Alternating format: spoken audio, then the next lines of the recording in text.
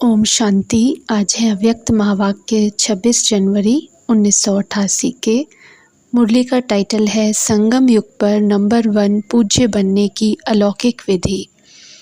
परम शिक्षक बाप दादा अपने बच्चों को हर आत्मा में विशेषता देखने की प्रेरणा देते हुए बोले, आज अनादि बाप और आदि बाप अनादि शालिग्राम बच्चों को और आदि ब्राह्मण बच्चों को डबल रूप से देख रहे हैं।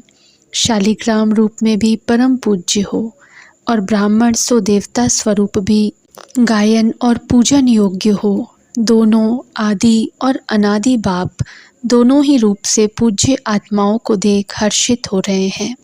अनादि बाप ने आदि पिता सहित अर्थात ब्रह्मा बाप और ब्राह्मण बच्चों को अपने से भी ज़्यादा डबल रूप में पूज्य बनाया है। अनादि बाप की पूजा सिर्फ एक निराकार रूप में होती है, लेकिन ब्रह्मा सहित ब्राह्मण बच्चों की पूजा निराकार साकार दोनों रूप से होती है। तो बाप बच्चों को अपने से भी ज़्यादा डबल रूप से महान मानते हैं। आज बाप दादा बच्चों की विशेषताओं को देख रहे थे। हर एक बच्चे की विशेषता अपनी अपनी है।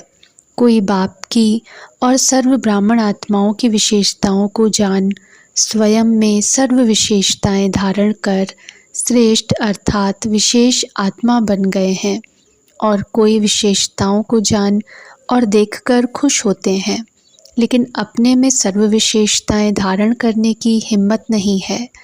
और कोई हर आत्मा में या ब्राह्मण परिवार में विशेषता होते हुए भी विशेषता के महत्व से नहीं देखते, एक दो को साधारण रूप से देखते हैं। विशेषता देखने व जानने का अभ्यास नहीं है। व गुण ग्राहक बुद्धि अर्थात गुण ग्रहण करने की बुद्धि न होने के कारण विशेषता अर्थात गुण को जान नहीं सकते। हर एक ब्राह्मण आत्मा में कोई न कोई विशेषता अवश्य भरी हुई है, चाहे 16,000 का लास्ट दाना भी हो, लेकिन उसमें भी कोई न कोई विशेषता है। इसलिए ही बाप की नज़र उस आत्मा के ऊपर पड़ती है। भगवान की नज़र पड़ जाए व भगवान अपना बनाए तो ज़रूर विशेषता समाई हुई है। इसलिए ही वह आत्मा ब्राह्मणों की लिस्ट में आई है। लेकिन सदा हर एक की विशेषता को देखने और जानने में नंबरवार बन जाते हैं। बाप दादा जानते हैं कि कैसे भी भल ज्ञान की धारणा व सेवा में याद में कमज़ोर हैं, लेकिन बाप को जानने, बाप के बनने की विशाल बुद्धि, बाप को देखने की दिव्य नज़र, यह विशेषता तो है जो आजकल के नामी ग्रामी विद्वान भी नहीं जान सकते न पहचान सकते, लेकिन उन आत्माओं ने जान लिया। कोटों में कोई में भी कोई इस लिस्ट में तो आ गए ना, इसलिए कोटों में से विशेष आत्मा तो हो गए ना। विशेष क्यों बने? क्योंकि ऊंचे ते ऊंचे बाप के बन गए। सभी आत्माओं में ब्राह्मण आत्माएं विशेष हैं, सिर्फ कोई अपनी विशेषता को कार्य में लगाते हैं, इसलिए वह विशेषता वृद्धि को प्राप्त होती रहती है और दूसरों को भी वह दिखाई देती है। और कोई में विशेषता रूपी बीज तो है, लेकिन कार्य में लाना यह है बीज को धरनी में डालना। जब तक बीज को धरनी में नहीं डालें तो वृक्ष नहीं पैदा होता, विस्तार को प्राप्त नहीं कर पाते हैं। और कई बच्चे विशेषता के बीज को विस्तार में भी लाते, अर्थात वृक्ष के रूप में वृद्धि को भी प्राप्त करते, फल को भी प्राप्त करते, लेकिन जब फल आता है तो फल के पीछे चिड़ियाएँ पंछी भी आते हैं खाने के लिए। तो फल जब तक पहुंचते हैं तो इस रूप में माया आती है कि मैं विशेष हूँ, मेरी यह विशेषता है। यह नहीं समझते कि बाप द्वारा प्राप्त हुई विशेषता है। विशेषता भरने वाला बाप है। जब ब्राह्मण बने तो विशेषता आई। ब्राह्मण जीवन की देन है, बाप की देन है। इसलिए फल के बाद अर्थात सेवा में सफलता के बाद यह अटेंशन रखना भी ज़रूरी है, नहीं तो माया रूपी चिड़िया पंछी फल को झूठा कर देते या नीचे गिरा देते हैं। जैसे खंडित मूर्ति की पूजा नहीं होती, माना जाता है कि यह मूर्ति है, लेकिन पूजी नहीं जाती। ऐसे जो ब्राह्मण आत्माएं सेवा का फल अर्थात सेवा में सफलता प्राप्त कर लेते हैं, लेकिन मैपन की चिड़िया ने फल को खंडित कर दिया। इसलिए सिर्फ माना जाएगा कि सेवा बहुत अच्छी करते हैं, महारथी हैं, सर्विसेबल हैं, लेकिन संगम युग पर भी सर्व ब्राह्मण परिवार के दिल में स्नेह के पात्र व पूज्य नहीं बन सकते हैं। संगम युग में दिल का स्नेह, दिल का रिगार्ड, यही पूज्य बनना है। फल को मैपन में लाने वाले ऐसा पूज्य नहीं बन सकते। एक है दिल से किसको ऊंचा मानना, तो ऊंचे को पूज्य कहा जाता है। जैसे आजकल की दुनिया में भी बाप ऊंचा होने कारण बच्चे पूज्य पिताजी कहकर बुलाते हैं या लिखते हैं, ऐसे दिल से ऊंचा मानना अर्थात दिल से रिगार्ड देना। दूसरा होता है बाहर की मर्यादा प्रमाण रिगार्ड देना ही पड़ता है, तो दिल से देना और देना ही पड़ता, इसमें कितना अंतर है। पूज्य बनना अर्थात दिल से सर्व माने, मेजॉरिटी होने चाहिए। पहले भी सुनाया कि 5% तो रह ही जाता है, लेकिन मेजॉरिटी दिल से माने, यह है संगम युग पर पूज्य बनना। पूज्य बनने का संस्कार भी अभी से ही भरना है, लेकिन भक्ति मार्ग के पूज्य बनने में और अब के पूज्य बनने में अंतर है। अभी आपके शरीरों की पूजा नहीं हो सकती, क्योंकि अंतिम पुराना शरीर है, तमोगुणी तत्वों का बना हुआ शरीर है। अभी फूलों के हार नहीं पड़ेंगे। भक्ति मार्ग में तो देवताओं के ऊपर चढ़ाते हैं ना। पूज्य की निशानी है धूप जलाना, हार पहनाना, आरती करना, कीर्तन करना, तिलक लगाना। संगम युग पर यह स्थूल विधि नहीं है, लेकिन संगम युग में सदा दिल से उन पूज्य आत्माओं के प्रति सच्चे स्नेह की आरती उतारते रहते हैं। आत्माओं द्वारा सदा कोई न कोई प्राप्ति का कीर्तन करते रहते हैं। सदा उन आत्माओं के प्रति शुभ भावना की धूप व दीपक जगाते रहते हैं। सदा ऐसी आत्माओं को देख स्वयं भी जैसे वह आत्माएं बाप के ऊपर बलिहार गई हैं, वैसे अन्य आत्माओं में भी बाप के ऊपर बलिहार जाने का उमंग आता है। तो बाप के ऊपर बलिहार जाने का हार सदा उन आत्माओं को स्वतः ही प्राप्त होता है। ऐसी आत्माएं सदा स्मृति स्वरूप के तिलकधारी होती हैं। इस अलौकिक विधि से इस समय के पूज्य आत्माएं बनती हैं। भक्ति मार्ग के पूज्य बनने से श्रेष्ठ पूजा अब की है। जैसे भक्ति मार्ग की पूज्य आत्माओं के 2 घड़ी के संपर्क से अर्थात सिर्फ मूर्ति के सामने जाने से 2 घड़ी के लिए भी शांति, शक्ति, खुशी का अनुभव होता है, ऐसे संगम युगी पूज्य आत्माओं द्वारा अब भी 2 घड़ी 1 घड़ी भी दृष्टि मिलने से भी खुशी, शांति व उमंग उत्साह की शक्ति अनुभव होती है। ऐसी पूज्य आत्माएं अर्थात नंबर 1 विशेष आत्माएं हैं। सेकंड और थर्ड तो सुना दिया, उसका विस्तार क्या करेंगे। है तो सब विशेष आत्माओं की लिस्ट में, लेकिन 1, 2, 3 नंबर वार है। लक्ष्य सभी का नंबर 1 का होता है।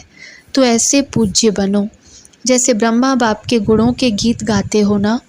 यह सब विशेषताएं पूज्य बनने की व नंबर 1 विशेष आत्मा बनने की बातें ब्रह्मा बाप में देखी ना, सुनी ना, तो जैसे ब्रह्मा की साकार आत्मा नंबर 1 संगम युगी पूज्य सो भविष्य में नंबर 1 पूज्य बनते। लक्ष्मी नारायण नंबर 1 पूज्य है ना, ऐसे आप सभी भी ऐसे बन सकते हैं। जैसे बाप के साथ साथ ब्रह्मा बाप की कमाल गाते हैं, ऐसे आप सभी भी सदा ऐसा संकल्प, बोल और कर्म करो जो सदा ही कमाल का हो। जब कमाल होगी तो धमाल नहीं होगी। कमाल नहीं करते तो धमाल करते हो। चाहे संकल्पों की धमाल करो, चाहे वाणी से करो। संकल्पों से भी व्यर्थ तूफान चलता तो यह धमाल है ना। धमाल नहीं लेकिन कमाल करनी है, क्योंकि आदि पिता ब्रह्मा के ब्राह्मण बच्चे सदा ही पूज्य गाए जाते हैं। अभी लास्ट जन्म में भी देखो तो सभी से ऊंच वर्ण कौन सा गाया जाता है, ब्राह्मण वर्ण कहते हैं ना। ऊंचा नाम और ऊंचे श्रेष्ठ काम के लिए भी ब्राह्मण को ही बुलाते हैं। किसके कल्याण के लिए भी ब्राह्मणों को ही बुलाते हैं।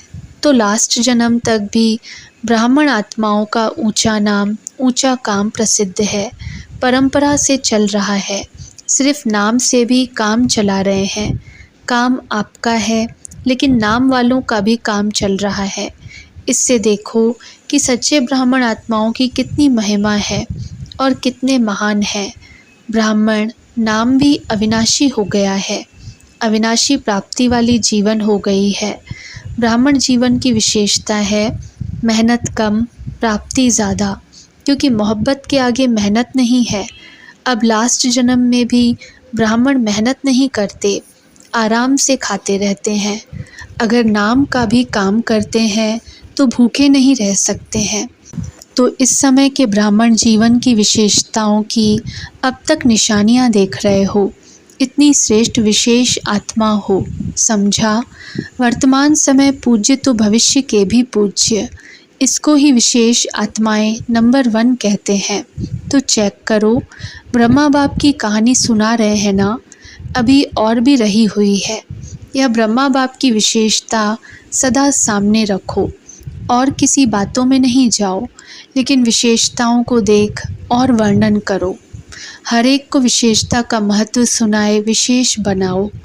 बना अर्थात स्वयं विशेष बनना, समझा।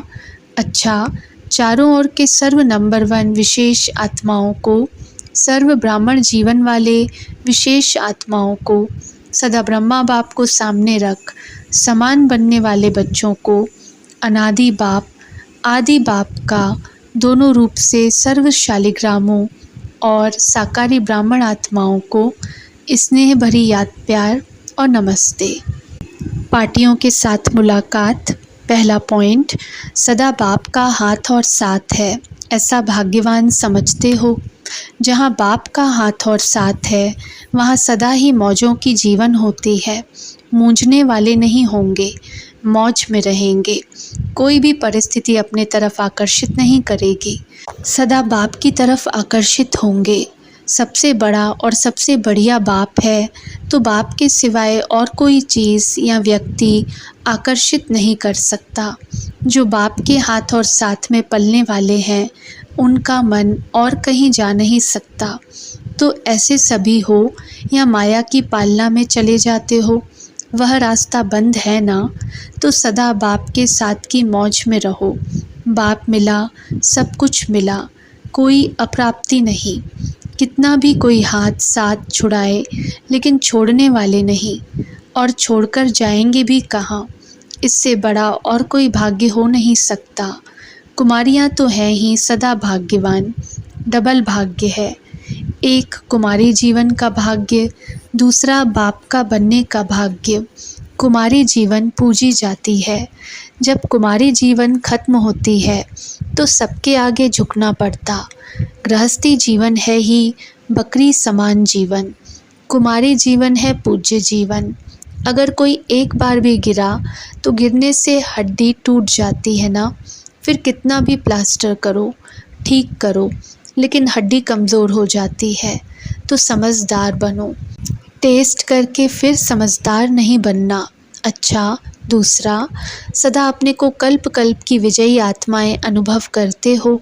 अनेक बार विजयी बनने का पाठ बजाया है और अब भी बजा रहे हैं। विजयी आत्माएं सदा औरों को भी विजयी बनाती है। जो अनेक बार किया जाता है वह सदा ही सहज होता है, मेहनत नहीं लगती है। अनेक बार की विजयी आत्मा है। इस स्मृति से कोई भी परिस्थिति को पार करना खेल लगता है, खुशी अनुभव होती है। विजयी आत्माओं को विजय अधिकार अनुभव होती है। अधिकार मेहनत से नहीं मिलता, स्वतः ही मिलता है। तो सदा विजय की खुशी से, अधिकार से आगे बढ़ते औरों को भी आगे बढ़ाते चलो। लौकिक परिवार में रहते लौकिक को अलौकिक में परिवर्तन करो, क्योंकि अलौकिक संबंध सुख देने वाला है। लौकिक संबंध से अल्पकाल का सुख मिलता है, सदा का नहीं। तो सदा सुखी बन गए, दुखियों की दुनिया से सुख के संसार में आ गए। ऐसा अनुभव करते हो। पहले रावण के बच्चे थे तो दुखदाई थे, अभी सुखदाता के बच्चे सुख स्वरूप हो गए। फर्स्ट नंबर यह अलौकिक ब्राह्मणों का परिवार है। देवताएं भी सेकंड नंबर हो गए, तो यह अलौकिक जीवन प्यारी लगती है। तीसरा, सदा अपने को पद्मा पदम भाग्यवान अनुभव करते हो। सारे कल्प में ऐसा श्रेष्ठ भाग्य प्राप्त हो नहीं सकता, क्योंकि भविष्य स्वर्ग में भी इस समय के पुरुषार्थ की प्रारब्ध के रूप में राज्य भाग्य प्राप्त करते हो। भविष्य भी वर्तमान भाग्य के हिसाब से मिलता है। महत्व इस समय के भाग्य का है। बीज इस समय डालते हो और फल अनेक जन्म प्राप्त होता है, तो महत्व तो बीज का गिना जाता है ना। इस समय भाग्य बनाना या भाग्य प्राप्त होना, यह बीज बोना है। तो इस अटेंशन से सदा पुरुषार्थ में तीव्र गति से आगे बढ़ते चलो और सदा इस समय के पद्मा पदम भाग्य की स्मृति इमर्ज रूप में रहे। कर्म करते हुए याद रहे, कर्म में अपना श्रेष्ठ भाग्य भूले नहीं, स्मृति स्वरूप रहो। इसको कहते हैं पद्मा पदम भाग्यवान। इसी स्मृति के वरदान को सदा साथ रखना, तो सहज ही आगे बढ़ते रहेंगे, मेहनत से छूट जाएंगे। अच्छा, प्रश्न है, लौकिक संबंध में बुद्धि यथार्थ फैसला देती रहे, उसकी विधि क्या है? उत्तर, कभी भी लौकिक बातों को सोचकर फैसला नहीं करना है। अलौकिक शक्तिशाली स्थिति में रहकर फैसला करो। कोई भी पिछली बातें स्मृति में रखने से बुद्धि उस तरफ चली जाती है, फिर पिछले संस्कार भी प्रकट होते हैं, इसलिए मुश्किल होता है। बिल्कुल ही लौकिक वृत्ति भूल, आत्मा समझ फिर फैसला करो, तो यथार्थ फैसला होगा। इसे ही कहते हैं विक्रमाजीत का तख्त। अलौकिक आत्मिक स्थिति ही विक्रमाजीत स्थिति का तख्त है। इस तख्त पर बैठकर फैसला करो तो यथार्थ होगा। अच्छा, ओम शांति।